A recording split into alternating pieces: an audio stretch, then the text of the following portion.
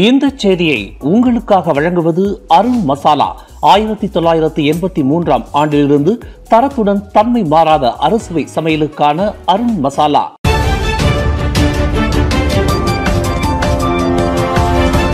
வணக்கம். திசைகளின் ஒரு மணி செய்திகள். 47வது ஆசியான் உச்சநிலை மாநாட்டில் கலந்து கொண்ட பிறகு ஜப்பான் புறப்பட்டார் டொனால்ட் ட்ரம்ப். நேற்று அக்டோபர் 26ஆம் தேதி துவங்கிய 47வது ஆசியான் உச்சநிலை மாநாட்டில் கலந்து கொண்ட அமெரிக்க அதிபர் டொனால்ட் ட்ரம்ப் இன்று காலை மலேசியாவிலிருந்து ஜப்பானுக்கு புறப்பட்டார்.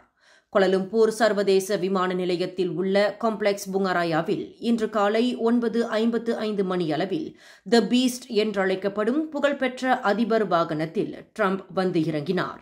அவரது வருகைக்காக காத்திருந்த மலேசிய அதிகாரிகளுடன் கைகுலுக்கிய ட்ரம்ப் காலை 10:05 மணியளவில் தனது அதிகாரப்பூர்வ விமானமான ஏர்ஃபோர்ஸ் ஒனில் ஏறி புறப்பட்டார்.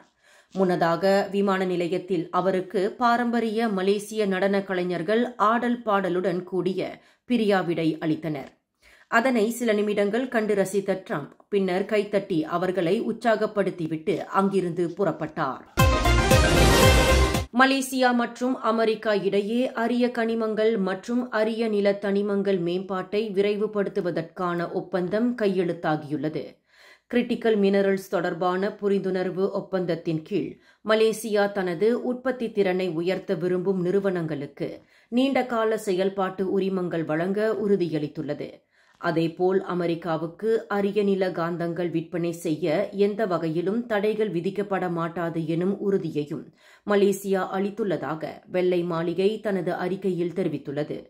இந்த ஒப்பந்தத்தில் மலேசிய பிரதமர் டத்தோஸ்ரீ அன்வார் இப்ராஹிம் மற்றும் அமெரிக்க அதிபர் டொனால்ட் ட்ரம்ப் ஆகியோர் 47வது ஆசியான் உச்சநிலை மாநாட்டு நிகழ்ச்சி ஒன்றில் கையெழுத்திட்டனர்.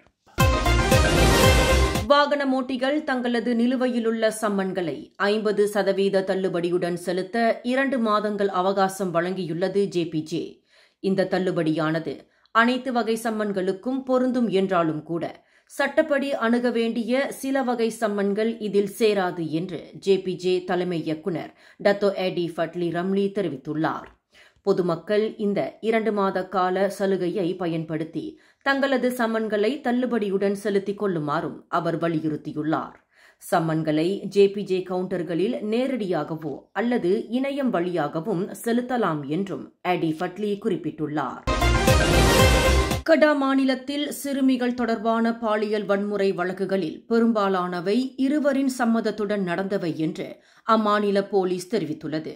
இவ்வாண்டு ஜனவரி முதல் செப்டம்பர் மாதம் வரையில் மாநிலம் முழுவதும் மொத்தம் 100 பாலியல் வன்முறை வழக்குகள் பதிவாகியுள்ளதாக கடா மாநில போலீஸ் தலைவர் டத்தோ அட்ஜ்லி அபு ஷா தெரிவித்துள்ளார். அவற்றில் 91 வழக்குகளில் இருவரின் சம்மதத்திலேயே ஏற்பட்ட உறவுகள் என்று கண்டறியப்பட்டுள்ளதாகவும் அவர் குறிப்பிட்டுள்ளார். அதேவேளையில் பெற்றோர்கள் தங்கள் குழந்தைகளின் நடத்தை மற்றும் உறவுகளை கண்காணிக்க வேண்டிய அவசியத்தில் இருப்பதாகவும் அட்ஜ்லி அபு கவலை தெரிவித்துள்ளார். மாணவர்களின் பாதுகாப்பையும் ஒழுக்கத்தையும் உறுதி செய்யும் நோக்கில் ஸ்லாங்கூர் மாநில போலீசார் கடந்த 3 நாட்களாக மாநிலம் முழுவதும் உள்ள 79 பள்ளிகள் மற்றும் விடுதிகளில் திடீர் ஆய்வுகளை நடத்தியுள்ளனர். மாணவர்களின் தவறுகள் மற்றும் ஒழுக்கக்கேடுகளை தடுக்கும் முன்னெச்சரிக்கை நடவடிக்கையாக இந்த ஆய்வுகள் நடத்தப்பட்டன என்று மாநில காவல்துறை துணைத் தலைவர் முகமது ஜைனி அபு ஹசான் தெரிவித்துள்ளார். இம்முயற்சி தொடர்ந்து நடைபெறும் நிலையில் தேவை ஏற்பட்டால் மாணவர்களின் கைபேசிகளும் சோதிக்கப்படும் என்றும் அவர் குறிப்பிட்டுள்ளார். அதேவேளையில் பள்ளிகளை பாதுகாப்பாக வைத்திருப்பது ஆசிரியர்களின் பொறுப்பு மட்டுமல்ல, ஒட்டுமொத்த சமூகத்தின் பொறுப்பு என்றும் முகமது ஜைனி வலியுறுத்தியுள்ளார். ஸ்லாங்கூர் மாநில கல்வித்துறைக்கு இவ்வாண்டில் மொத்தம் 1219 மாணவர்கள் ஒழுக்கக்கேடு புகார்கள் வந்துள்ளதாக தெரிவிக்கப்பட்டுள்ளது. அவற்றில் 265 வழக்குகள் பகடிவதை தொடர்பானவை என்று அம்மாநில காவல்துறை துணைத் தலைவர் முகமது ஜைனி அபு ஹசான் தெரிவித்துள்ளார்.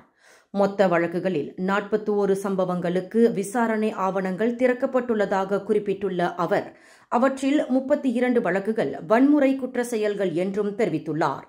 அதேவேளையில் ஸ்லாங்கூரில் சுமார் 9,97,000 மாணவர்களை 6,000 ஆசிரியர்கள் மட்டுமே கவனித்து வரும் நிலையில் ஒழுக்கக்கேடு புகார்களின் விகிதம் மிக குறைவு என்றும் ஜைனி குறிப்பிட்டுள்ளார். இதன் அடிப்படையில் மாநிலத்தின் பள்ளிகள் பெரும்பாலும் பாதுகாப்பாக உள்ளன என்றும் அவர் தெரிவித்துள்ளார்.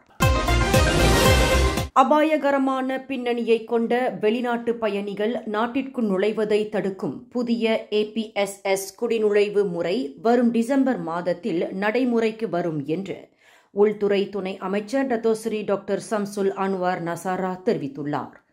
இந்த முறையின் மூலம் அதுபோன்ற வெளிநாட்டு பயணிகள் நாட்டிற்குள் வரும் முன்னே அவர்களின் பின்னணி மற்றும் அபாய மதிப்பீட்டை கணிக்க முடியும் என்றும் நாடாளுமன்றத்தில் இன்று திங்கட்கிழமை சம்சுல் அன்வார் குறிப்பிட்டுள்ளார்.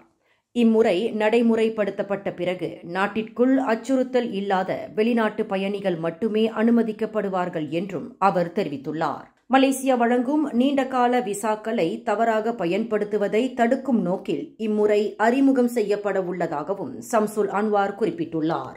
இந்த செய்தியை உங்களுக்காக வழங்கியது அருண் மசாலா. 1983 ஆண்டிலிருந்து தரத்துடன் தன்மை மாறாத அறுசுவை சமையலுக்கு அருண் மசாலா. மேலும் செய்திகளை தெரிந்து கொள்ள கீழே இருக்கும் பெல் பட்டனை அழுத்துங்கள். உங்கள் மகிழ்ச்சியை வெளிப்படுத்த லைக் மற்றும் ஷேர் செய்யுங்கள். தொடர்ந்து திசைகளோடு இணைந்திருக்க சப்ஸ்கிரைப் செய்யுங்கள்.